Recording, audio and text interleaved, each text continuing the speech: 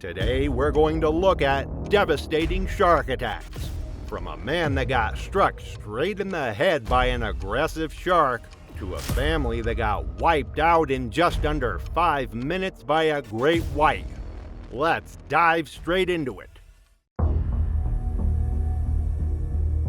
It was March 10th, 2016, on the island of Vanuatu in Fiji. The morning sun cast a golden glow over the turquoise waters as the village of Nikak began its day.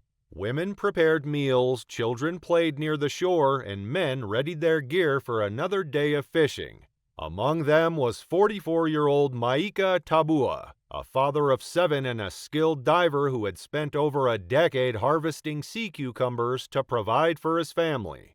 Sea cucumber harvesting, known locally as beche de mer, was a vital source of income for many Fijian families. These creatures, often around 1 foot long, were collected, boiled, dried, and sold to companies exporting them to Asia, where they were considered a delicacy. The industry brought in hundreds of thousands of dollars annually, though in recent years, overfishing had significantly reduced their numbers. As a result, divers like Maika had to venture farther and take greater risks to maintain their livelihoods. That morning, Maika joined a group of friends and family members, including his cousins Elisa Tu and Aurea Simone. They set out toward the mouth of the Yanawai River, a spot where the mix of fresh water and seawater created a rich ecosystem. Algae thrived here, attracting small fish, which in turn drew larger predators, including sharks. The men were aware of the risks but had dived in these waters many times before. But that day, the dangers they had come to dismiss as routine would prove to be anything but serene.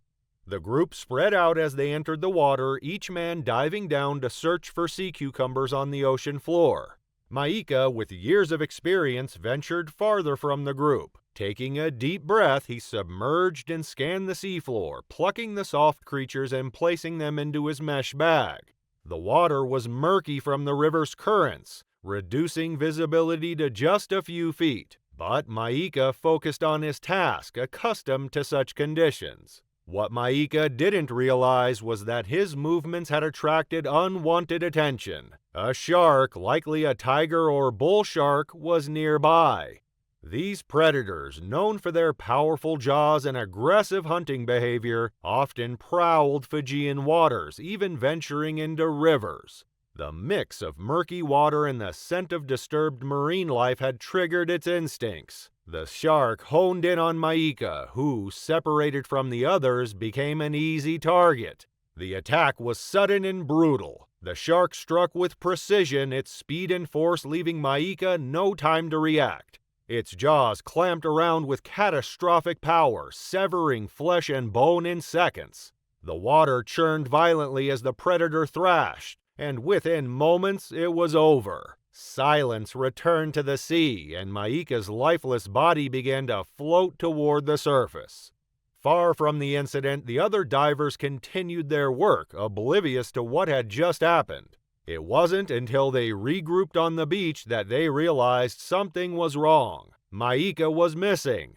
Elisa and Aurea called out for him, their voices carrying across the waves, but there was no response. Then one of them spotted something, a figure floating in the water. Hearts pounding, Elisa and Aurea swam out to investigate. As they drew closer, they were met with a horrifying sight. Maika's body floated upright, his feet dangling beneath the surface. His head and left arm were missing, and deep, jagged wounds covered his legs. The gruesome image burned into their minds as they pulled his remains back to shore.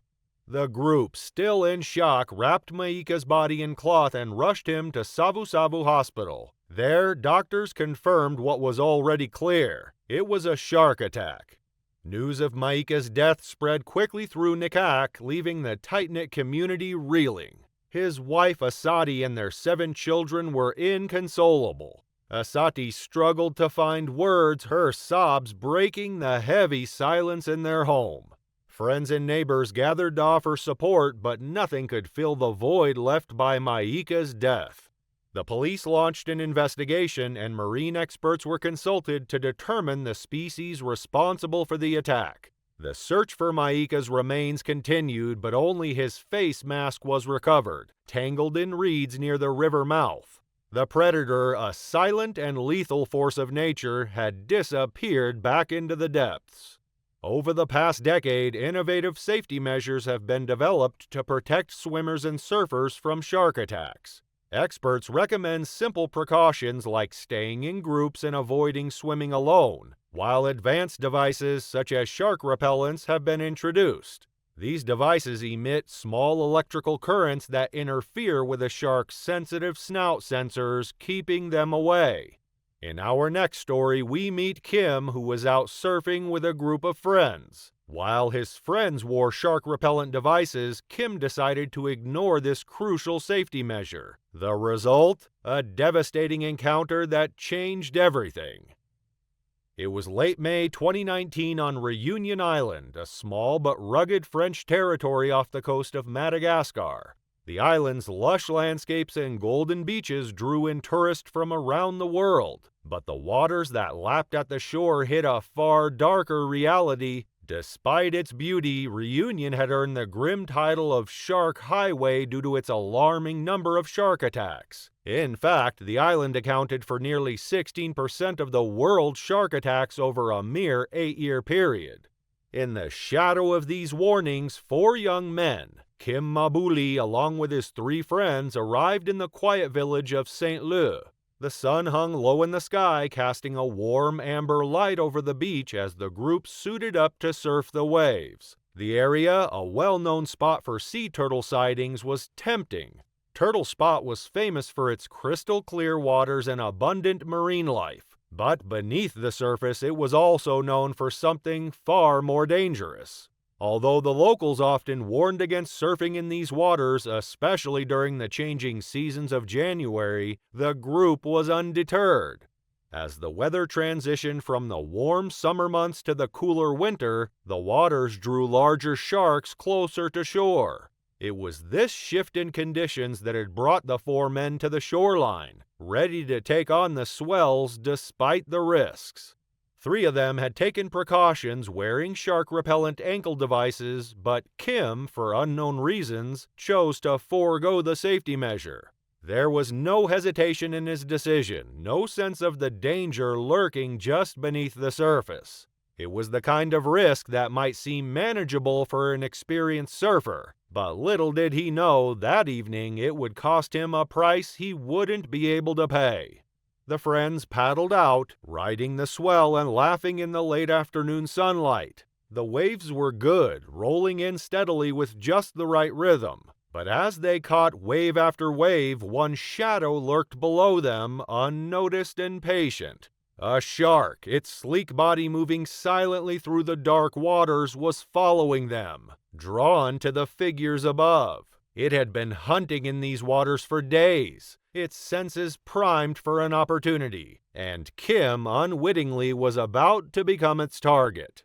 Kim was sitting atop his surfboard looking over his shoulder as the waves continued to build behind him. His friends were nearby, all unaware of the predator lurking just beneath the surface. Suddenly, he felt a sharp tug on his left leg. His heart skipped as he glanced down into the water, meeting the dark, unblinking eyes of a massive shark. In a split second, the shark surged upward with terrifying speed, its jaws clamping down on Kim's leg. The water exploded with the force of the attack.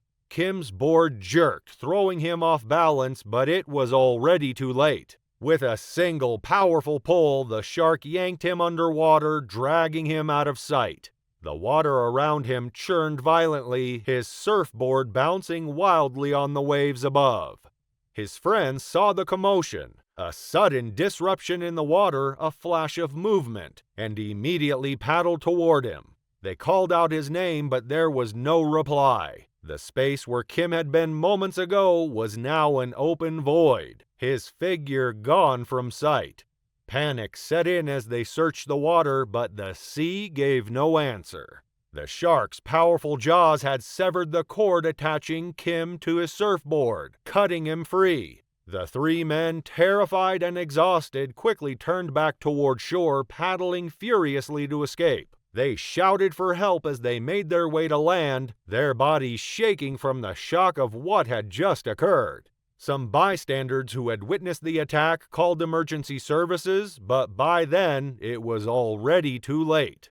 Lifeguards raced to the scene in a speedboat, their engines roaring through the water. Kim was still there beneath the surface, battling the shark that had already sunk its teeth into his flesh. He struggled against the shark's relentless pull, his body growing weaker with each passing moment. The shark, its teeth digging in with a bite force of 1,300 pounds per square inch, twisted its head side to side, dragging him further into the water, tearing at him as it fought to drag him into the darker depths. Kim gasped for air as the pressure on his leg intensified. His muscles screamed with pain and his vision blurred. He looked up, trying to spot the surface, but the darkness was overwhelming. In the distance, he saw the glint of light piercing through the water, but it was too far. His leg was being ripped from his body, the muscle and bone severed with a single vicious tear. Within moments, Kim's leg was gone, torn away by the predator. The shark, satisfied with its prize, swam off into the deep. Kim's body rose to the surface, his limp form bobbing in the water as blood stained the sea red. The lifeguard crew who just arrived at the scene pulled him from the ocean. His pale face was a ghostly reflection of the life he had once known. He was unresponsive, his body weakened by the tremendous loss of blood. The young surfer had lost his left leg from the upper thigh down, and his femoral artery had been severed. As the lifeboat sped toward the shore, Kim's life slowly slipped away. The emergency crew worked quickly to stabilize him, but the odds were insurmountable. By the time they reached land, it was clear Kim had died from the attack. Kim's friends, still reeling from the horror of what had happened, watched as the ambulance pulled away. The small village of St. Lieu was left in stunned silence. His friends and the local community remembered Kim as a kind and generous soul, always ready with a smile or a helping hand. His laughter had been infectious and his presence comforting, as if he could always make the darkest moments seem lighter. In the years that followed, shark attacks around Reunion Island grew more common. In 2020, there were 57 attacks, 10 of which were fatal. Experts linked the increase to rising sea temperatures and changes in shark behavior. Marine biologist Dr. Blake Chapman, who studied the island's sharks, believed they weren't attacking by accident, but were actively hunting humans. It's a terrifying thought, entering the ocean knowing that sharks might be deliberately targeting you. Yet others argue that the ocean is the shark's domain, and whenever we step into it, we accept the inherent risks. This horrifying reality was faced by a group of friends bodyboarding on Australia's Gold Coast. In a tragic and unprecedented event, a single shark targeted multiple friends, leaving behind a bloodbath. We've never covered a story with so many victims before. Let's dive right into it. It was Wednesday, October 27, 1937, and the skies above Gold Coast, Australia were heavy with storm clouds, casting a dim, gloomy light over the choppy waters. The beach, typically a peaceful haven, seemed far from serene. The sun struggled to break through the thick clouds, leaving the landscape in an eerie, overcast stillness. Despite the ominous weather, a group of 6 friends had gathered at Kira Beach after work. The sand, soft and golden beneath their feet, stretched out in every direction.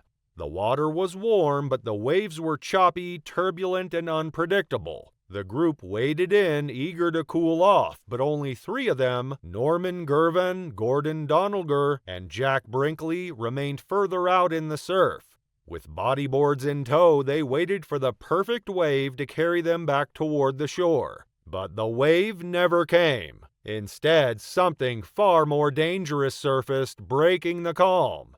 Norman felt a sudden and sharp pull at his leg. At first, he thought it was the current, but pain flared up and he realized the horrifying truth. A shark had latched onto him. His cries of terror broke through the crashing waves as he waved his arms above his head, desperate to get the attention of his friends.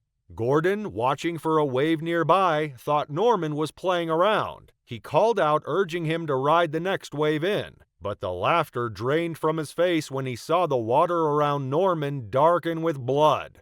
Terror gripped Gordon as he swam toward his friend. Reaching Norman, Gordon grabbed a hold of his arm, but froze when he felt it barely attached, torn and mangled. The sight was almost too much to bear. Norman was limp, his eyes glassy, as if he were slipping away. Fighting panic, Gordon repositioned himself behind Norman, trying to steady him in the water while keeping an eye on the shark. He shouted toward their friend Jack, who was swimming about 10 yards away. Hearing Gordon's cry, Jack began swimming toward them. But before he could get there, Jack suddenly froze. His body jerked violently, splashing water in all directions. The shark had turned on him.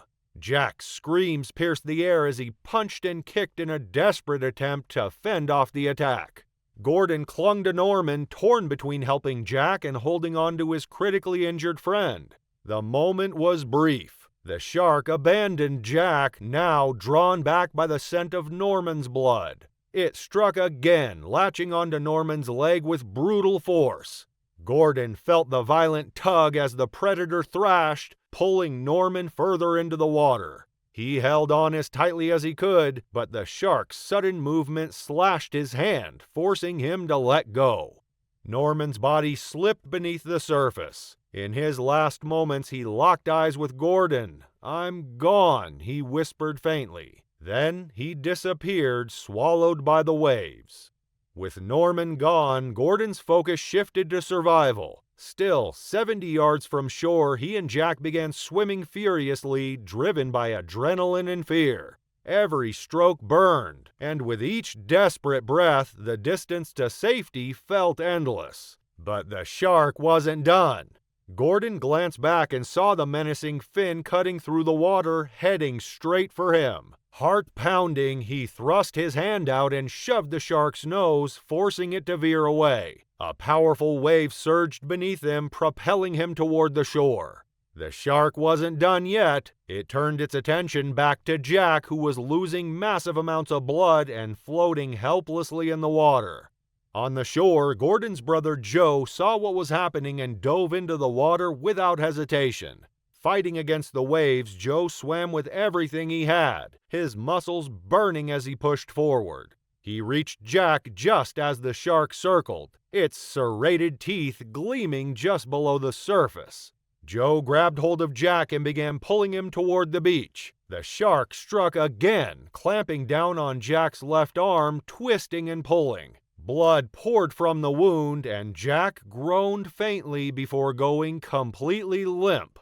Joe's lungs burned as he fought to stay above water, refusing to let go. The shore was agonizingly close, but each second felt like an eternity. The gathered crowd on the beach shouted, urging Joe to keep moving. He glanced back, half expecting the shark to reappear from the murky depths. Finally, Joe dragged Jack onto the sand, his body trembling with exhaustion. The group worked quickly, fashioning a tourniquet around Jack's severed arm to stem the bleeding.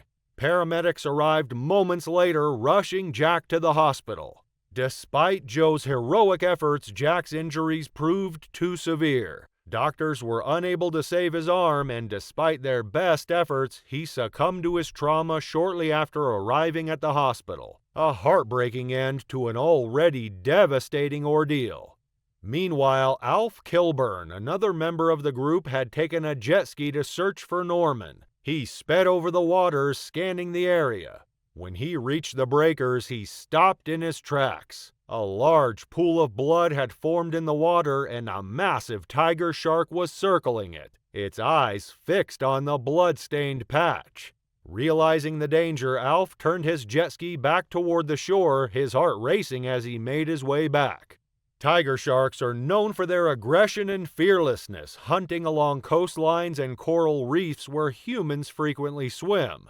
Though shark attacks on humans are rare, tiger sharks are the second most likely culprits after great whites. With their powerful jaws and keen ability to detect electrical signals, these predators are capable of swallowing anything in their path. The next day, Norman's remains were discovered when the shark was caught. A female tiger shark, 11.5 feet long and weighing 850 pounds, had consumed part of Norman. Enter the ocean, they try to outgrow the risk. Earlier, we talked about precautions like using repellent devices or swimming in groups. But some also believe that staying in shallow waters offers safety from sharks. Sadly, our next story proves otherwise. Even in just 4 feet of water, sharks can attack. And 10-year-old David Peltier found this out in the most horrific way imaginable. It was September 1st, 2001. The world was still reeling from a summer that would soon become known as the Summer of the Shark. Headlines had been dominated by reports of shark attacks, with the bull shark emerging as the primary villain. Its menacing reputation, forged by months of terror along the coast of the United States, had made people wary of the ocean. The bull shark, with its powerful jaws capable of opening 20 inches, was one of the most feared predators of the seas. For weeks, the beaches had been emptied, and surfers had stayed away from the waves, keeping their distance from the water as the shadow of danger loomed over every coastline. In Virginia Beach, though, the threat seemed distant. For Richard Peltier and his 3 sons, David 10, Robert 12, and Josh 14, the water remained inviting. The family decided to spend their last Saturday afternoon at Sandbridge Beach, just 5 miles south of the city. It was a place they had visited before, a calm, shallow area where the ocean met the sand without much danger. The water was calm, its surface shimmering like glass. The children had always loved this beach. The shallow waters allowed them to wander far from shore and feel the soft pull of the current beneath their feet. David, the youngest at just 10 years old, would often stop to admire the dogfish that swam close to the shallows, their small forms darting in and out of sight.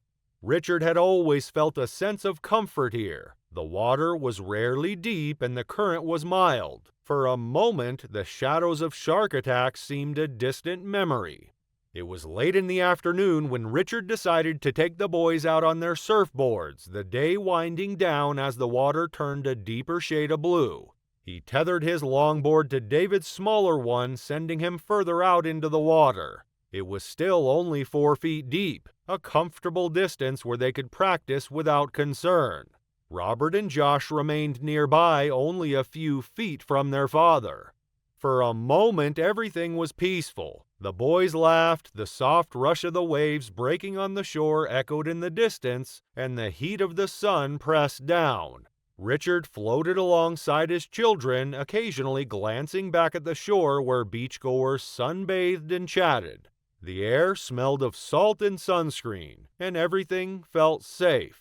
Then, in the span of a few seconds, everything changed. Richard, still floating on his board, felt a strange stir beneath the surface. His gaze dropped to the water below, where something large moved just out of view. His heart skipped a beat. There, just below him, he saw it. Its shape barely visible but unmistakable. A shark, about 8 feet long, it moved silently, its body glinting effortlessly through the water. Richard's stomach tightened as he made out the shadow of the fin, cutting through the water like a knife. The water, which had once felt warm and inviting, now seemed treacherous, dangerous.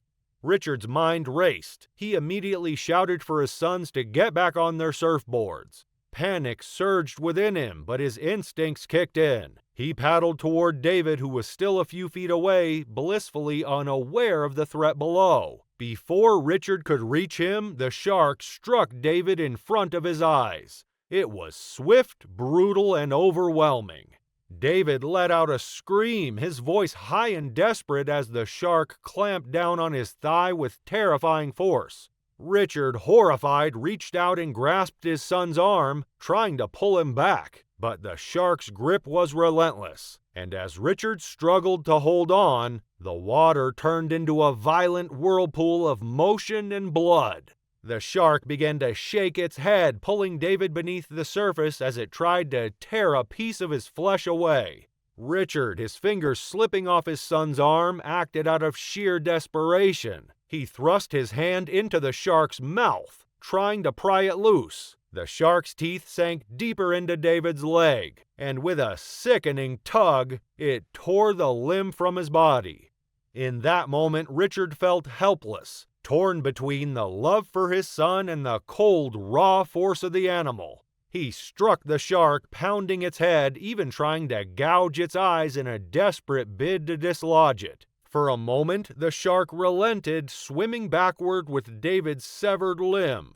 Richard, frantic and exhausted, grabbed his son and began swimming back toward the shore, the threat of the predator lingering just beneath the surface. The 50-yard swim back to safety felt like an eternity. Richard's arm burned, his mind focused only on reaching the shore. His son, limp in his grasp, was losing blood fast. Every stroke was a race against time, the fear of the shark returning keeping him from looking back.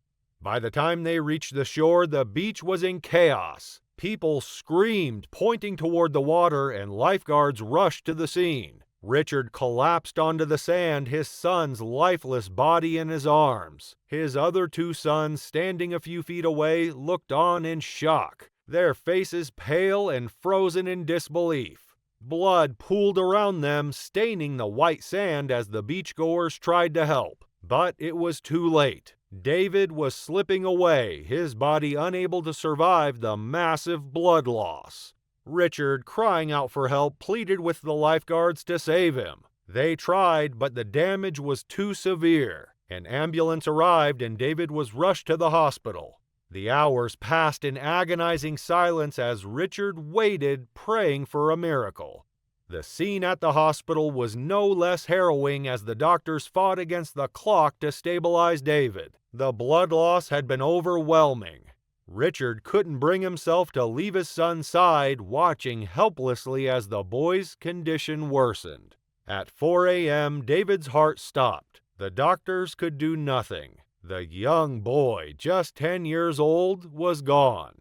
The following day, the beach was closed, though it would soon reopen after a helicopter sweep cleared the waters of any danger. The shark, likely a sandbar species, had retreated back into the depths. But the damage was done. A child's life had been stolen, and the ocean, once a place of play, had become a site of terror. Thank you for joining us as we uncovered the terrifying world of shark attacks. But the nightmare doesn't end here. In our next story, we reveal the tragic fate of Colleen Monfro, a seasoned diver whose dream vacation in Indonesia took a devastating turn. Separated from her group by a powerful current, she found herself alone in the open sea, only to come face to face with a massive tiger shark. It was a warm, sunny Saturday morning, December 2nd, 2023. Melake Beach in Yales, western Mexico was alive with activity. Families gathered along the golden sands, and the calm waters hosted a swimming race that drew spectators and competitors alike. Among the visitors was Maria Fernandez Martinez, a 26-year-old mother accompanied by her 5-year-old daughter. Maria, recently graduated with a degree in marine biology from the University of Guadalajara, had always loved the ocean. The beach had been her sanctuary since childhood, and she was now sharing that love with her daughter. It was a serene day filled with warmth and motherly love. But beneath the calm surface of the water, an unseen predator lurked, silently waiting for its moment to strike. As Maria and her daughter stepped onto the sand, they marveled at the pristine shoreline. The bay was sheltered by rugged lava outcrops, and the waters shimmered invitingly under the morning sun. After undressing down to their swimming suits, they waded into the shallows, giggling as they splashed each other and enjoyed the refreshing embrace of the sea. The excitement of the swimming race nearby added to the lively atmosphere, with officials' voices echoing over loudspeakers and spectators cheering on the participants. Everything seemed perfect, at least in the beginning. After a while, Maria pointed to a floating platform about 80 feet from the shore. The platform was popular with families and often served as a gathering spot for children to leap into the water. That morning, it was deserted, making it the perfect spot for Maria and her daughter to enjoy some quiet fun. They started swimming toward the platform, laughing as they moved through the warm, crystal-clear water. Unbeknownst to them, a 15-foot great white shark had entered the area, attracted by the commotion in the water. Renowned for their stealth and deadly precision, these apex predators can attack with terrifying speed. This one glided silently beneath the waves, honing in on its prey. The beachgoers, engrossed in the excitement of the swimming match and their own enjoyment, remained blissfully unaware of the lurking danger. As Maria and her daughter neared the platform, the great white struck suddenly, its powerful jaws clamping down on Maria's leg. She screamed in alarm, startling her daughter, who turned to see blood clouding the water around her mother. Maria thrashed desperately, trying to free herself as the predator's jaws clamped down with crushing force, tearing into her leg. The immense pain surged through her body, but her focus remained on protecting her daughter. She waved her daughter toward the platform, shouting for her to swim. The young girl hesitated, her face etched with fear, before obeying her mother's command and paddling toward safety on the platform. Maria fought fiercely, striking at the creature's head and kicking it with her free leg. She could feel its rough skin and sharp teeth cutting deeper. The water churned red as Maria's strength waned. Nearby, her daughter stood frozen on the floating platform, screaming in terror as the horrifying scene unfolded before her eyes. Just as abruptly as the attack began, the great white released Maria. In agony and barely able to move, Maria began struggling toward the shore. On the beach, bystanders noticed the commotion and rushed into the shallows. At first, some mistook Maria's frantic splashing for playful activity, but the sight of blood quickly erased any doubt. As she struggled toward the shore, a group of rescuers waded out to her, grabbing her arms and pulling her onto the sand. The scene that met them was horrifying. Maria's right leg was gone, severed below the hip. Blood poured from the wound, staining the golden sand crimson. Bystanders scrambled to help, tying a makeshift tourniquet around her leg to stem the bleeding. Paramedics arrived minutes later, but Maria had already lost consciousness. Despite their best efforts, the young mother could not be revived. The bite wounds, combined with severe blood loss, had claimed her life. Her daughter, safe and still on the floating platform, was quickly brought to shore by the lifeguards. Shaking and in shock, she was comforted by bystanders while arrangements were made to reunite her with her family. It was later, in the safety of familiar surroundings, that she learned the heartbreaking news: her mother had passed away. The devastation hit her hard, a loss that would stay with her for the rest of her life. Maria's final moments had been spent ensuring her daughter's safety, a true testament to her love and courage. In the days following the attack, flowers and tributes were placed on the beach where Maria lost her life. Strangers and friends alike mourned the loss of a vibrant young woman who had sacrificed everything for her daughter. As the waters off Malake Beach settled into an eerie calm, a darker reality loomed beneath the surface elsewhere. Henry Bors, an adventurer at heart, believed he understood the ocean's risks. But as he dove near Lady Julia Percy Island, the tranquil waters concealed a deadly threat. What began as a peaceful dive would soon spiral into a nightmare, exposing the terrifying reality of a shark attack captured in chilling detail on film. It was Sunday, November 29, 1964. For most people, it was just another quiet day. The usual crowd took a break from the routines of work and leisure, indulging in their usual uneventful Sunday plans. But Henry Bors was never part of the usual crowd. The 34-year-old underwater photographer was anything but typical. When he wasn't immersed in the deep, capturing the mysteries of the sea, he was playing his saxophone as the lead for a Melbourne-based rock and roll band. He lived for the thrill of the unknown, and that Sunday was no different. Henry's plan for the day was as bold as it was calculated, diving into the water surrounding Lady Julia Percy Island. This isolated volcanic island about 22 kilometers from Port Fairy wasn't just a striking landform, it was a haven for marine life.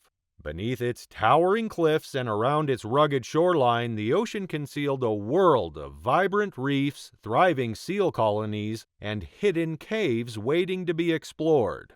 Henry was particularly eager to film the seals, capturing their playful movements and interactions on camera. With his diving gear and spearfishing equipment, he prepared to plunge into these untamed waters. He knew the risks. The seals often attracted their apex predator, the great white shark. Yet for Henry, the promise of discovery outweighed the dangers as he readied himself for the adventures below the surface.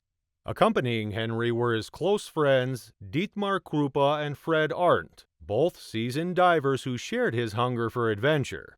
Their destination, Lady Julia Percy Island, was set in stone. Not even the ominous tales of the sea or the concerned warnings of Henry's girlfriend Jill Ratcliffe, who was on board with them, could dissuade the trio. For these divers, the allure of filming seals and uncovering the unknown far outweighed the risks.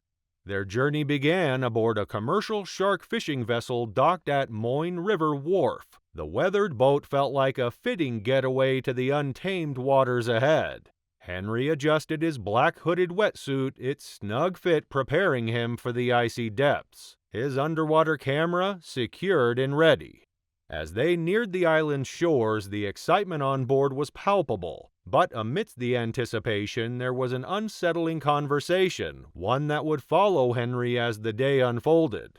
They talked about Big Ben, a massive great white shark that supposedly roamed the waters near the island. Some claimed it was over 20 feet long, a monster of the deep with a reputation as monstrous as its size. Local fishermen had scars to prove its existence. Some shrugged it off as nothing more than a myth, a creature born of exaggeration. But others weren't so sure. Henry, however, wasn't worried. He had a job to do. Seals to film. A day to capture on film. It was just another story to add to his portfolio. At 12:45 p.m., Henry entered the water. He dove into the deep, the water cool and welcoming. The visibility was poor, but he was used to it. For over an hour, Henry filmed, capturing the seals as they danced in the waves, their sleek bodies gliding through the water. The serene beauty of the ocean was intoxicating. But when he returned to the boat around 1:15 p.m., something seemed wrong. The footage hadn't captured what he had hoped. Unsatisfied with the first film roll, Henry chose to dive again. This time, Dietmar and Fred joined him, each armed with a spear, ready to continue their exploration. As they descended into the murky depths, the lively atmosphere they had experienced earlier began to change. The group initially spotted the seals again, rolling playfully in the waves and darting between the divers with effortless grace. However, within moments, the seals suddenly vanished, their playful energy replaced by an eerie stillness in the water. The water, which had been full of life and movement, had grown still. Despite the poor visibility, it was clear something had shifted. They dove deeper to around 30 feet, searching for the seals, but the ocean gave no answers.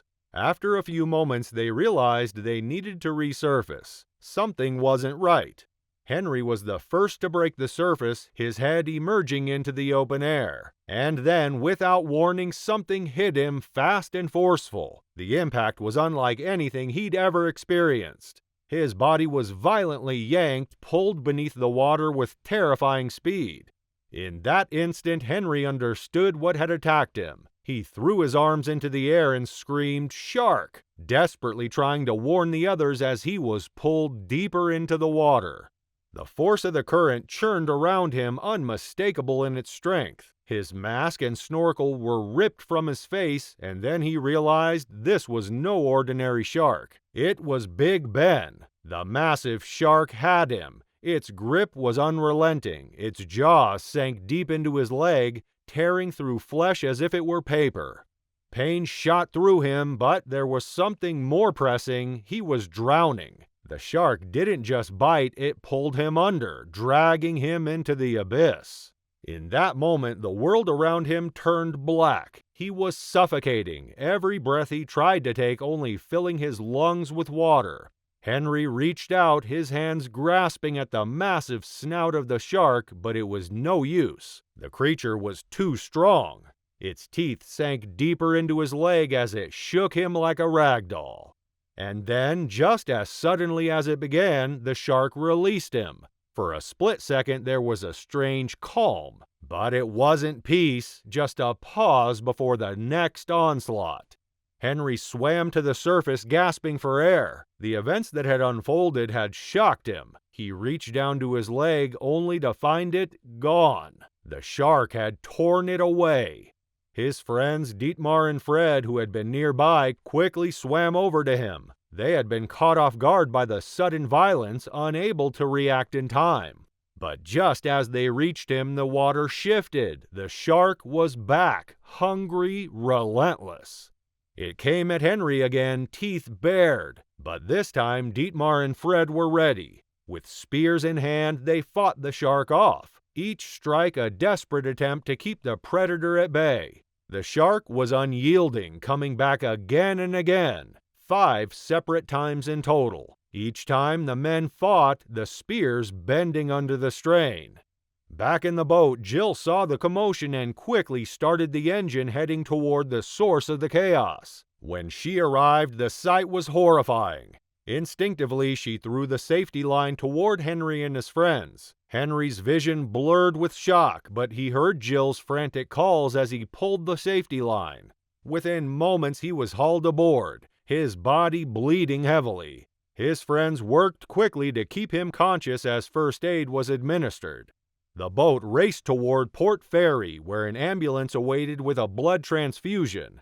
Henry had lost 3.5 liters of blood, yet somehow he was still alive.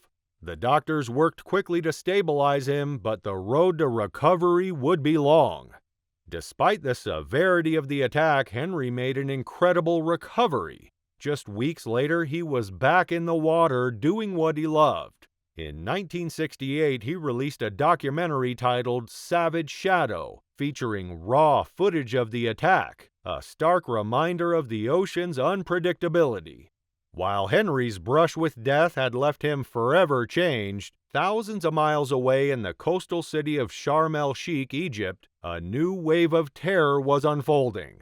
Olga Martchenko and Ludmila Stolyarova, tourists enjoying a peaceful holiday, would fall victim to the same relentless predator one after the other. Their attacks, occurring mere moments apart, would become part of one of the most horrifying shark attack sprees ever recorded, forever linking their fates to the brutal force of the sea. It was December 2010 and the coastal city of Sharm el-Sheikh, Egypt was alive with tourists. Located at the tip of the Sinai Peninsula, it had long been known for its crystal clear waters, sandy beaches, and luxurious resorts. The Red Sea, teeming with vibrant coral reefs and exotic marine life, made it a paradise for swimmers and divers alike. What most visitors didn't know, however, was that this peaceful getaway was about to become the epicenter of a terrifying shark attack spree. For Olga Martchenko, a 48-year-old from Russia, this trip was an opportunity to share the beauty of Egypt with her daughter Yena. Together, they had spent days exploring the cultural wonders of the city, but it was the Red Sea that captivated them the most. Each morning they would swim in its warm, inviting waters, marveling at the schools of colorful fish and the strange alien world beneath the surface. They had planned to swim one last time before finding a place for lunch, but that would be the last peaceful moment of their holiday. Olga floated on her back, gazing up at the bright blue sky, the rhythm of the water moving gently beneath her. The cool waves lapped against her skin, and for a moment it seemed as though nothing could go wrong. Her left arm extended out, stretching leisurely across the water. Nearby, her daughter played on the jetty, watching her mother with a carefree smile. But something wasn't right. A strange sensation tickled her fingers, rough like sandpaper. She tried to brush it away, thinking it was a rock or some floating debris. But it wasn't as rough as a rock, it was more leathery. Before she could react, the calm of the water shattered. A sudden sharp pain surged through her arm as something massive latched onto it. Panic gripped her heart as she screamed, her voice swallowed by the sea. She could hardly comprehend what was happening when she saw the beast that had attacked her. A shark, its jaws clamped tightly around her arm. Its teeth sank into her flesh, dragging her under the surface. In an instant, she tried to fight, but the shark had already begun to tear into her. The pain was blinding, but her only thought was to escape. She kicked wildly, trying to push herself away from the beast, but it was too late. The shark's grip tightened, and with a sickening jerk, it tore her arm off. She couldn't believe it. One moment she was floating in paradise, and the next she was fighting for her life. Desperate, Olga turned to see if her daughter was safe. Through the haze of pain, she saw Yenna on the jetty looking out toward her. She screamed for help, hoping that Yenna had seen the attack and could get help. Blood streamed from her arm, turning the water around her into a crimson pool. Her frantic cries caught the attention of nearby lifeguards, who immediately began to react. Still, the shark continued its relentless assault. Every time Olga thought she might be free, the shark would strike again, forcing her down into the depths before dragging her back to the surface with renewed hunger. Olga pushed herself forward with every ounce of strength she could muster, her legs burning with effort as she swam desperately toward the jetty. The pain was excruciating, but stopping was not an option. The shark circled relentless, its eyes cold and predatory. Finally, she reached the jetty and lifeguards pulled her from the water, but the shark wasn't finished. It circled just beyond, waiting. Olga was whisked away to safety, but the ordeal wasn't over. As she was dragged onto the jetty, lifeguards wrapped her severed arm in pressure bandages, trying to slow the blood loss. They could hear screams from the other side of the beach, but they didn't know what was happening there. At that very moment, Ludmila Stolyarova, a 70-year-old woman from Russia, was experiencing the same nightmare. Ludmila had been enjoying the last few days of her holiday with her husband Vladimir. The warm sun and the gentle waves seemed like the perfect antidote for the cold winters back home in Russia. As the afternoon wore on, Ludmila suggested they take one final swim before heading back to their hotel. Vladimir, engrossed in his book, declined, urging her to go alone. She agreed and waded into the water, blissfully unaware that danger was lurking. Meanwhile, not far from her, a local dive instructor named Hassan Ali was guiding a new client through the basics of diving. As they descended to explore the underwater world, Hassan noticed something unusual. A white-tipped shark about 10 feet long was circling them. Its movements were erratic, as though it was uncertain, perhaps being threatened. Hassan tried to make himself appear larger, and he gestured for his client to move away slowly. But the shark had already decided it was time to hunt. In one terrifying burst, the shark darted toward the surface, bypassing Hassan and his client, heading straight for Ludmila. Hassan watched in horror as the shark closed in on the elderly woman, sinking its teeth into her leg and pulling her beneath the surface. Helpless, Hassan could only watch as the shark savaged Ludmila. He saw her blood cloud the water, the crimson stain spreading rapidly as the shark tore at her flesh. It was an unrelenting assault. Her screams were muffled beneath the waves, and Hassan was shocked by the brutal scene. He quickly surfaced and alerted everyone on the beach, but by then the damage had been done. Olga's attack had already sent people scrambling to safety. Hassan dove back into the water, reaching Ludmila as quickly as he could. The shark had already torn her left foot clean off. As he tried to help, the shark made another strike, this time latching onto her right arm. But Ludmila, driven by instinct, yanked her arm away, tearing the skin in the process, exposing the bone. The shark, unfazed, continued its assault until finally, with the help of lifeguards, they managed to pull her to safety. Ludmilla, bloodied and disoriented, was laid beside Olga on the beach, both women now victims of the same predator. The beach was in chaos. Hassan, frantic, urged everyone to evacuate the water. Ambulances arrived and both women were rushed to a nearby hospital. The medical team worked frantically to stop the bleeding and stabilize their conditions. Olga's injuries were horrific. Her hand had been severed below the elbow and a large chunk had been torn from her buttocks, exposing her spinal cord. She was given 6 units of blood before being sent to intensive care. Ludmilla fared no better. Her left foot was gone, and the shark had torn her arm to shreds. Doctors managed to stabilize her, but it was clear that both women had narrowly escaped death. As they were airlifted to Moscow for further treatment, the shock of their horrifying ordeal rippled through Sharm el-Sheikh. It was confirmed that the same white-tip shark had attacked both Olga and Ludmilla. For weeks, the beaches were closed while authorities searched for the shark, but it was never caught. Months later, divers reported sighting it again, and disturbingly, videos emerged of a dive master hand-feeding the very shark responsible for the attacks, a practice that was swiftly banned. The attacks in Sharm el-Sheikh had left the world reeling, the memories of the victims haunting those who had witnessed the terror. But the ocean's deadly force wasn't finished. Thousands of miles away, Matteo Mariotti, a marine biology student in Australia, thrived on the thrill of the wild. Yet he was about to discover that the sea, which had claimed the lives of tourists, showed no mercy, not even to those who studied it. It was a breezy Friday afternoon on December 8, 2023, when Matteo Mariotti, a 20-year-old Italian student, decided to visit 1770 Beach on Australia's eastern coastline. For Matteo, Australia was more than just a destination, it was a dream come true. Ever since moving from Parma in 2022, the aspiring marine biologist had immersed himself in the country's rich biodiversity, exploring every hidden cove and thriving reef.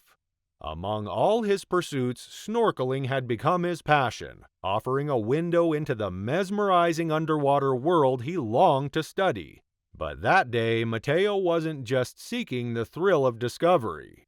Hours earlier, news had arrived from Italy that his grandfather Giovanni had passed away. The weight of being thousands of miles from home, unable to say goodbye, hung heavily on him. Matteo had hoped that the ocean's embrace might soothe his mind and offer a brief escape from his grief, a hope that would soon prove to be in vain. The shores of 1770 Beach were famed for their rugged beauty, where jagged rocks framed stretches of golden sand. For an experienced adventurer like Matteo, the rocky entry was barely an obstacle. Dressed in his wetsuit, with his snorkel mask secured and his GoPro strapped to his wrist, he turned his focus to the sea. The water was murky, churned by recent winds, but that only added to the thrill of uncovering the hidden marine life below. As Matteo ventured farther from the shore, the ocean's silence grew heavier. There were no darting fish or vibrant flashes of coral, just an endless expanse of gray-green water stretching in every direction. He paused, floating quietly, his eyes scanning the shifting shadows below. Something moved. At first it was faint, a flicker at the edge of his vision. Matteo turned, but whatever it was had vanished. He kept swimming, though the thought of being watched clung to him. The silhouette seemed to shift around him, but every time he looked, it was gone. The uneasy quiet pressed down on him. He glanced back toward the beach. His friends were small, distant figures on the shore. The horizon looked impossibly far away, and for the first time, Matteo wondered if he should head back. Then it came. A sudden force slammed into him and the water exploded in a frenzy of movement. Matteo barely had time to react before searing pain shot through his leg. A shark had clamped its powerful jaws around him, dragging him downward. The world blurred as the attack unfolded. Matteo thrashed, trying to free himself, but the shark's grip was relentless. Its teeth sank deeper into his flesh with each struggle, the water around them darkening with blood. Desperate, Mateo grabbed his GoPro, his trembling fingers fumbling as he struggled to switch it on. Pain and panic clouded his mind, but one thought stood out. Someone needed to know what was happening. If this was his end, the camera would bear witness to it. As the device began recording, he fought to stay afloat, his strength ebbing with each passing second.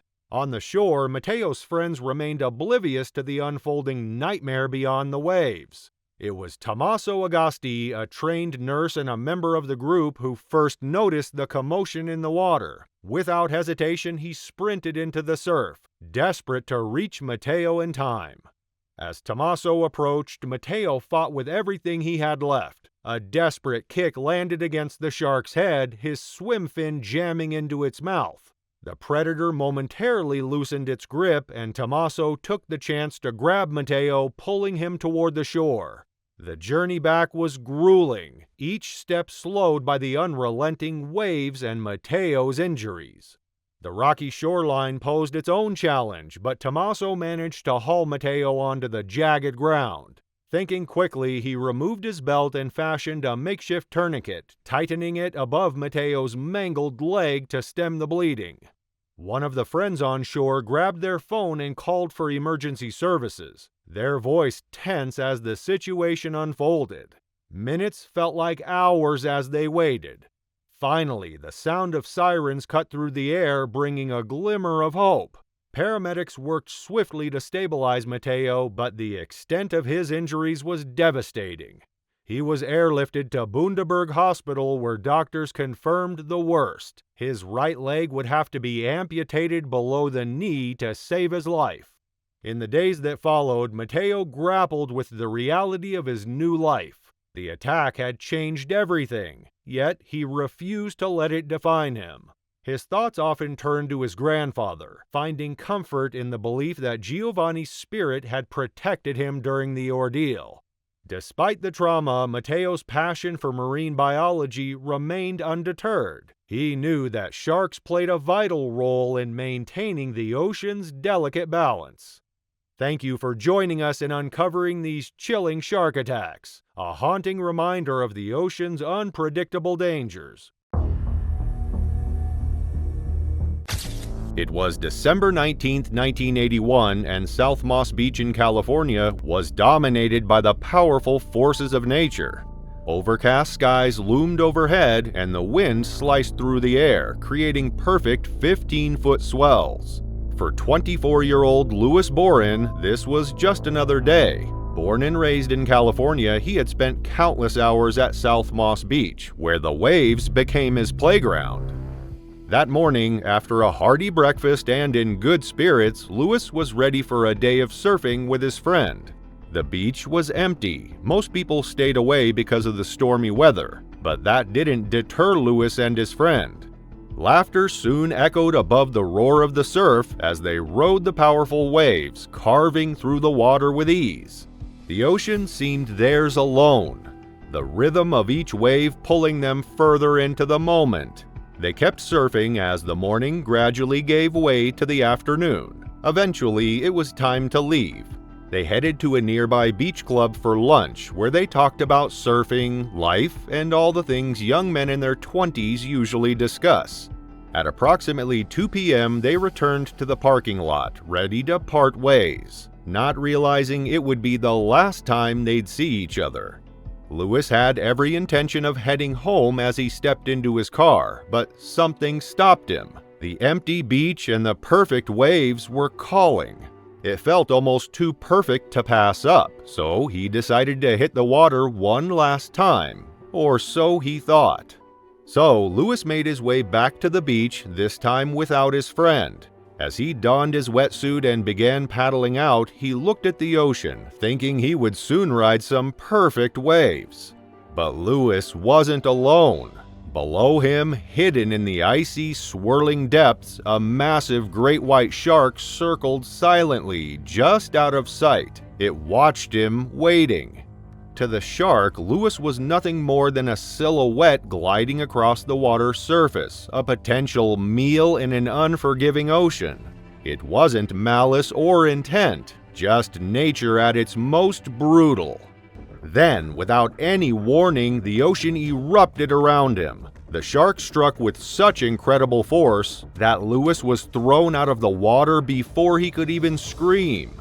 One moment he was paddling, and the next a crushing weight hit him like a freight train.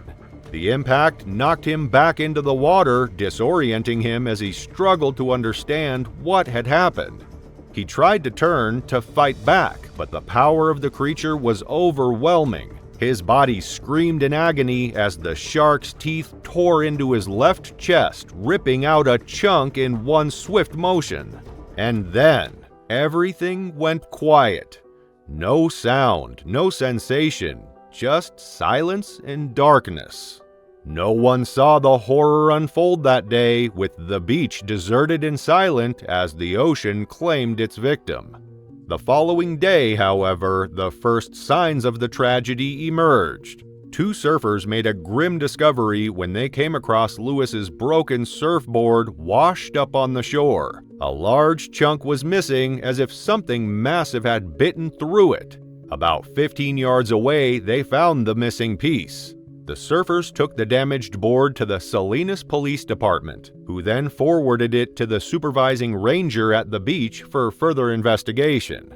Just a day later, one of Lewis's friends decided to file a missing persons report, as his car had remained parked at the beach untouched since he was last seen. By Monday, December 21st, suspicions began to grow.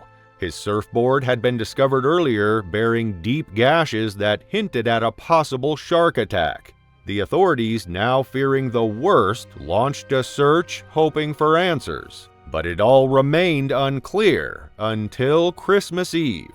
On that day, the ocean revealed its dark secret. Lewis's body was discovered washed ashore half a mile from where he was last seen. His body was mostly intact except for a large, deep wound in his chest, matching the damage found on his board.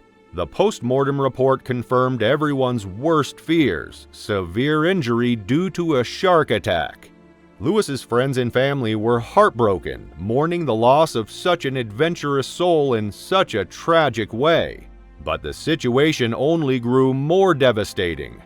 Days later, a marine biologist analyzed the bitten-off section of Lewis's surfboard and determined that the shark's jaws spanned approximately 18 inches wide, indicating the creature measured about 23 feet in length and weighed nearly 2 tons. It was unmistakably a great white shark, possibly one of the largest ever documented. Experts explained that sharks typically do not see humans as prey, and that this was likely just a curious exploratory bite. But the damage was already done. Unfortunately, Lewis was not the only one to experience such horror in the ocean's depths. In our next story, we witness the terror faced by a mother who suffered a brutal attack in front of her family. This is the heartbreaking tale of Shirley Ann Durden. Shirley Durden was a 33-year-old housewife living with her husband Barry and their 4 children in the quiet town of Carcou, Australia. Since their marriage began, the couple had dreamed of leaving behind their simple farm life for a peaceful existence by the sea. When Barry finally surprised Shirley with the news that he had secured a home near Port Lincoln Beach, she was ecstatic. Port Lincoln, located in South Australia on the Lower Eyre Peninsula, is known as the country's seafood capital and a popular tourist spot, celebrated for its stunning coastal beauty. For Shirley, who adored the ocean, it was a dream come true. Once they settled into their new life, the Durdens spent their days fully embracing the beachside lifestyle, relaxing on the shore, sunbathing, fishing, and scuba diving. Their happiness felt complete, as if nothing could ever go wrong. One day, their longtime friend Keith Coventry paid them a visit and suggested a scuba diving trip to collect fresh scallops. Shirley and Barry, both adventurous and experienced divers, immediately agreed. The thrill of a new adventure and the challenge of the dive, something they had bonded over since the start of their relationship, was too tempting to pass up.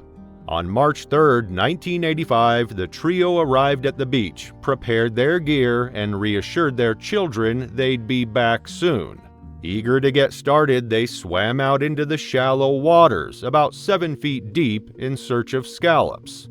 Unbeknownst to them, a massive, ravenous 20-foot great white shark was lurking in the shadows, silently watching and waiting. As they scoured the ocean floor, the trio quickly filled their bags with fresh scallops, the excitement of their underwater hunt growing with every find.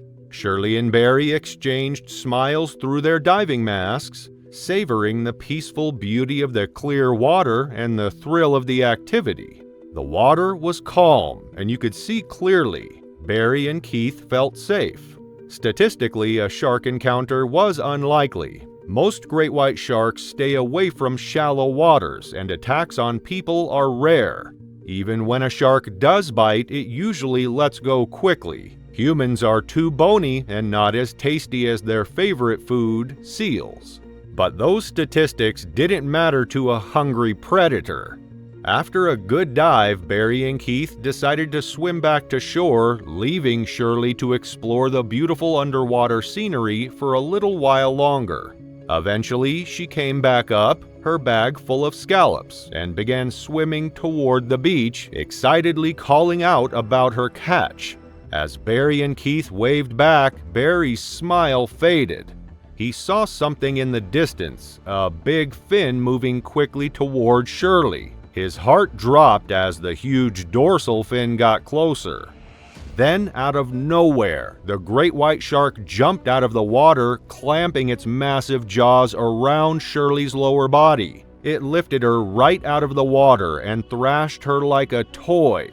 Blood sprayed everywhere as Shirley screamed. Her cries echoed on the beach, sounding like a nightmare Barry couldn't wake up from. It was horrifying. 1 second she was there, and the next, the shark had torn her apart. The attack happened so quickly that Barry stood frozen in shock, watching as the shark dragged Shirley down into the deep water. A few awful seconds passed before her lifeless body floated back to the surface. Her lower half was completely gone, and blood spread across the water like a dark stain. In panic, Barry ran toward the water, desperate to reach his wife. But Keith held him back, knowing that jumping into the shark's territory would only lead to more tragedy. What happened next was unbearable. The shark came back, mouth wide open, and with one last violent bite, it decapitated Shirley's body. Barry's cries filled the air as the shark disappeared into the murky water, leaving a trail of blood and his wife's lifeless body drifting just yards from the shore where their children stood screaming. Despite everything they had seen, rescuers soon arrived to try and recover Shirley's remains. But the sea had different plans. Neither Shirley's body nor the shark that attacked her was ever found. Experts think the shark went back for the rest of her torso before disappearing into the deep, taking any chance of recovery with it. Shirley Ann Durden's attack was not a simple shark story. It changed the status of the whole community. Families who lived by the sea started to alter how they perceived the water. It was the most horrifying shark attack ever evidenced. The best documentation of the unadulterated nature of nature. But still, as tragic as Shirley's story is, it pales in comparison to the next attack, where a young surfer named Arthur unknowingly recorded his last moments on the beach before heading into the waves and never coming back. Look that, bro. Look that one. See that one, bro. Woo! It was September 15, 2018, on Newcomb Hollow Beach in Cape Cod, Massachusetts. The day had started like any other for Arthur Medici, a 26-year-old engineering student from Revere, Massachusetts. Arthur had moved to the United States from Brazil 4 years earlier, living with his aunt and uncle while pursuing his studies at Bunker Hill Community College. Known for his adventurous spirit, sun-kissed hair, and infectious smile, Arthur found his greatest joy riding the waves. Boogie boarding was his escape from the pressures of life, a place where he felt truly free. Arthur had recently completed his summer classes and was preparing for a significant moment in his personal life. He was planning to propose to Emily, the sister of his close friend Isaac Rocha. He had ordered custom rings from Brazil, eager to take the next step. Arthur and Isaac were more than just friends, they were like brothers, frequently spending time together in the ocean, with Arthur often coaching Isaac on his surfing. In early September, the two friends decided to plan a beach trip to Wellfleet, Massachusetts. They set aside a few days to enjoy the waves and relax at Newcomb Hollow Beach. The trip was more than just a quick getaway. It was a chance for them to bond even more before Arthur took a big step in his personal life. On September 14th, Arthur and Isaac arrived in Wellfleet, excited for their time at the beach. They enjoyed a fantastic first day, bonding over their shared love for the water, with Arthur showing off his skills on the boogie board. It was the perfect start to their trip. The next morning on September 15th, the day began just like the one before. After a light meal, they returned to the beach, prepared to spend the day surfing the waves. As the pair started arranging their equipment, they took time to joke and tease each other, unaware that this would be the last time they'd be together. Arthur, conscious of the gregarious nature of seals, carefully observed the waters before approaching, ensuring to stay clear of the seal colonies in the area. Little did they know that under the tranquility, a deadly beast was awaiting its prey. The conditions seemed perfect for boogie boarding. The weather was fine and the water was so calm that it looked as if it were filled with light. Arthur dashed into the waves as always and caught the first one with ease and then did a few stunts. At the same time, Isaac only looked at his friend, amazed at how easily he navigated the water counter to its current. But what could have been a perfect day was going to turn into a very sad one. As Arthur happily surfed the waves on his boogie board, something moved beneath him, a giant shadow. A 15-foot great white shark silently lurked just inches below the surface of the water. In an instant, the shark struck, clamping its powerful jaws around Arthur's legs. The attack was swift and brutal, tearing deep into his groin and severing his femoral arteries. Blood quickly filled the water, and Arthur's screams echoed across the beach. Isaac, who was surfing nearby, froze in shock for a brief moment as he witnessed the thrashing in the water. He spotted the shark's tail cutting through the waves as it circled once before retreating into the depths, leaving Arthur gravely injured. Without hesitation, Isaac sprang into action. Fighting through his panic, he paddled as fast as he could toward Arthur, who was now struggling to stay afloat. Reaching his friend, Isaac quickly grabbed hold of Arthur and hauled him onto the boogie board, his hands shaking from fear and desperation. He began dragging him toward the shore, shouting desperately for help. Onlookers stood frozen, watching in horror as Isaac struggled with Arthur's now lifeless body, blood trailing in the water. With the help of bystanders, Isaac managed to get Arthur onto the sand. They used the strap of a boogie board as a makeshift tourniquet to try to stop the bleeding. First responders arrived quickly, administering CPR and doing everything they could to save him, but the injuries were too severe. Arthur's life slipped away as those around him struggled to come to terms with what had just happened. His future, once filled with promise, was tragically cut short. He would never get the chance to propose to Emily, the woman he loved, as he had planned. The grief of his sudden loss was overwhelming for both his family and friends. This tragic event marked the first fatal shark attack in Massachusetts in 75 years, sparking widespread public outcry. Arthur's death not only shocked the community but also ignited a heated debate about the rising population of great white sharks in the waters near Cape Cod. In the aftermath, some called for drastic measures, such as installing baited drum lines to capture and kill the sharks. However, conservationists from the Atlantic White Shark Conservancy urged for a more balanced response. They emphasized that sharks are not the villains they're often portrayed to be, but rather crucial members of the marine ecosystem playing a vital role in maintaining its balance. Arthur's death was likely a case of mistaken identity, a tragic encounter that highlighted the complexities of sharing our oceans with these powerful creatures. But it's not just boogie boarders who face such dangers. Anyone venturing into the ocean can become vulnerable. Our next story follows a seasoned freediver's terrifying encounter with one such deadly creature. It was the afternoon of July 18, 2023 in the Southern Caribbean at Nirvana, a renowned dive site near the island of San Andreas.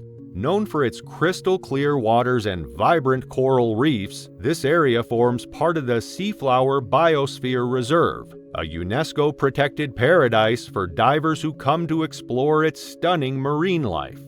Among those captivated by this underwater world was Christian Castanovia, a 38-year-old adventurer whose life had been intricately woven with the sea. Freediving, the art of diving without the aid of breathing equipment, relying solely on the diver's ability to hold their breath, was a discipline Christian had mastered. It required immense skill, mental focus, and a deep understanding of one's own physical limits. Christian wasn't just any freediver, he was well known and respected in the freediving community, holding 25 Colombian freediving records, each achievement a testament to his bond with the waters that had shaped his life. On that fateful day, Christian was preparing for another dive in conditions that were as calm and pristine as they always were at Nirvana. He and his group of longtime freediving companions boarded a small boat that took them to the edge of the dive site.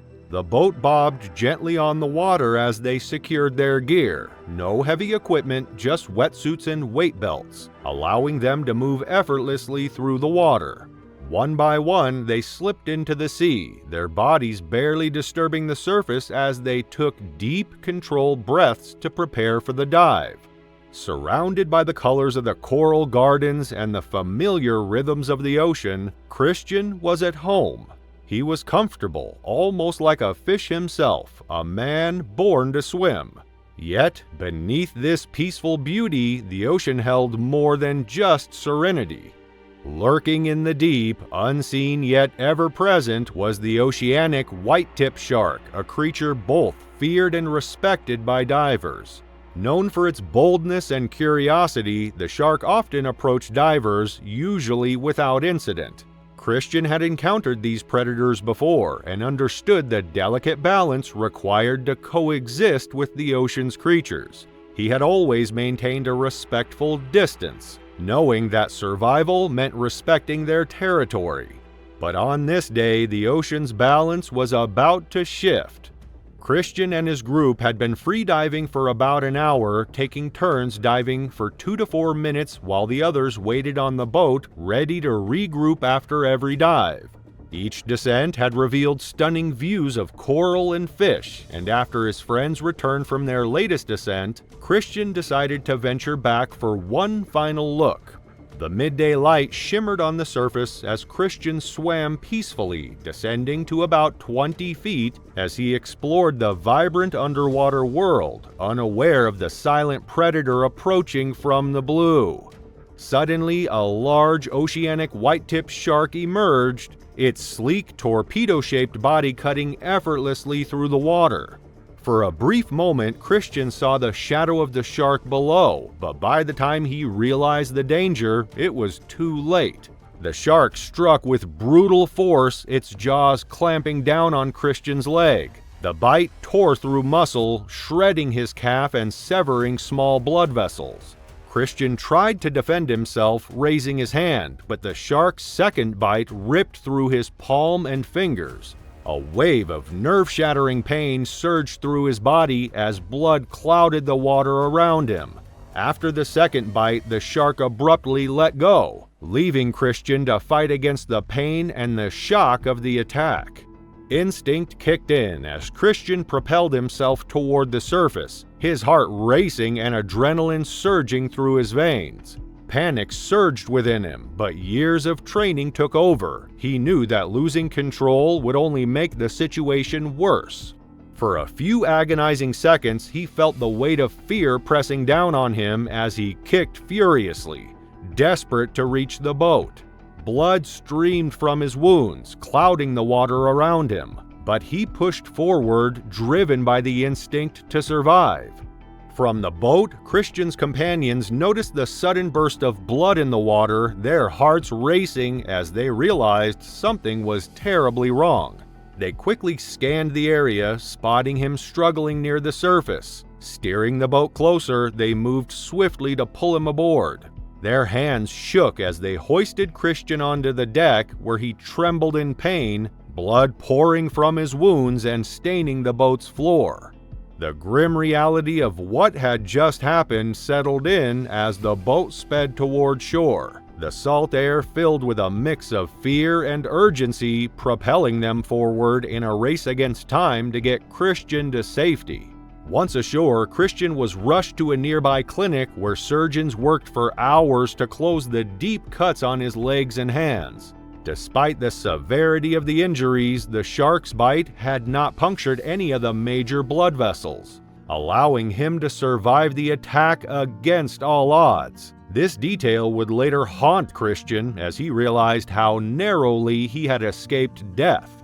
Word of the attack spread through the diving community, casting a dark shadow over the colorful waters of San Andreas. However, Christian faced the ordeal with great humor and spirit. He posted a picture of his bandaged legs and hands from his hospital bed, captioned, "You should see how the shark turned out." Many were inspired by his strength in such a difficult situation, as he turned it into a story of survival and bravery. For Christian, the attack was a harsh reminder of the sea's untamed power. Though he respected the balance between humans and the ocean, this encounter shattered that understanding. His survival was a testament to his skill and respect for the water, but not everyone is as lucky. Martha Morell, a seasoned swimmer in Maui, would face a far more terrifying fate, as her morning swim turned into a desperate struggle against not one, but multiple sharks. It was a calm November morning in 1991 on the Hawaiian island of Maui, where the sun glimmered on the crystal clear waters, casting a serene glow over the quiet beach at Hilo Point. Marty Morell, a swimmer who had been swimming in these waters every morning of her life, swam elegantly. To Marty, each swim was not merely a rite, it was an opportunity to be with the sea that she was fond of since her childhood. With her husband Dave and their children, she was able to build a perfect life on a beachfront property. But that morning, the tranquil ocean held a darkness just beneath its surface. Martha had been raised in Des Moines and later attended Washington State University, where she met her husband. They got married in 1972 and settled in Hawaii, Maui to be precise. Thanks to Dave's job as the manager of the Pioneer Sugar Mill, they were able to live comfortably, and by 1988 they relocated to a beautiful land at Hilo Point with a lagoon that felt like it was made for them. Marty enjoys swimming and thus became a board member of the Aloha Aquatics Club to ensure children in the society developed the same interest. Life seemed picture perfect. That morning, Marty was not swimming alone. Her friend, Louise Soriso, a doctor from Vancouver, joined her on what they thought was a regular morning swim. Together, they swam out, going further from the reef, giggling as the water washed over them. But as they bobbed about 100 yards from the coast, Louise saw a dark, sleek fin breaking the water. At first, Louise thought it was a playful dolphin, common in the region. But as she lowered her head for a closer look, dread gripped her heart. Instead of a dolphin, a tiger shark emerged, its gray body marked with faded stripes, gliding with the predatory grace of an apex hunter. Louise's breath caught in her throat. This massive creature was no ordinary predator. Before she could scream a warning, the ocean erupted around them. In a flash, the shark attacked, its mouth opening wide as it lunged at Marty right in front of Louise's eyes, biting into her friend's body and holding on tightly. The once calm morning shattered into chaos as Marty fought desperately against the shark's relentless assault. Louise stood frozen, horrified, watching as the predator shook its head violently, tearing into Marty. In a panic, she grabbed a piece of driftwood floating nearby and began striking the shark. But she quickly realized her efforts were futile. The shark's cold, unblinking eyes remained fixed on its prey. Marty's agonized screams filled the air as the creature dragged her beneath the waves. The chaos unfolding in the water didn't go unnoticed at Marty's house. A maid witnessed the tragic scene and dialed emergency services with trembling hands. As the brutal assault continued unabated, Louise faced a dire choice. She had to swim for shore to summon help. Panic coursed through her veins. She reached the shallows and screamed for assistance, her voice a desperate plea echoing through the coastal stillness. A repairman working at Marty's residence heard Louise's frantic cries and bolted outside. He grabbed a paddleboard and plunged into the churning sea, propelling himself toward the horrifying situation. As he approached, a nightmare scene unfolded before him. The dark gray fins and sinuous form of the shark surged above the water, relentlessly tearing into Marty. To his horror, he realized that more sharks had joined the gruesome feast, transforming the water into a frenzy of blood and chaos. Terrified for his own life atop the precarious paddleboard, the repairman made a harrowing decision. He turned and paddled frantically back to the safety of the shore, leaving Marty to her grim fate. Meanwhile, emergency services quickly arrived at the scene. They assessed the chaos in the water and realized that Marty had most likely succumbed to her injuries, given the ferocity of the attack and the presence of multiple sharks. Recognizing the urgent need to retrieve her remains, they prepared for the dangerous task ahead. As they approached, the tiger shark circled Marty's lifeless body, refusing to leave its kill. In a daring maneuver, the responders used their boat to force the predator to retreat. Only then could they finally pull her aboard, bringing a heartbreaking end to the harrowing ordeal. The intensity of the attack left a trail of devastation. Friends and family were heartbroken by the loss of the compassionate 41-year-old woman who devoted herself to her family and had a passion for swimming, which unfortunately cost her her life. Marty had always adhered to safety precautions. She never swam by herself and preferred to experience the ocean during the day in water she knew well. That day, the sky was bright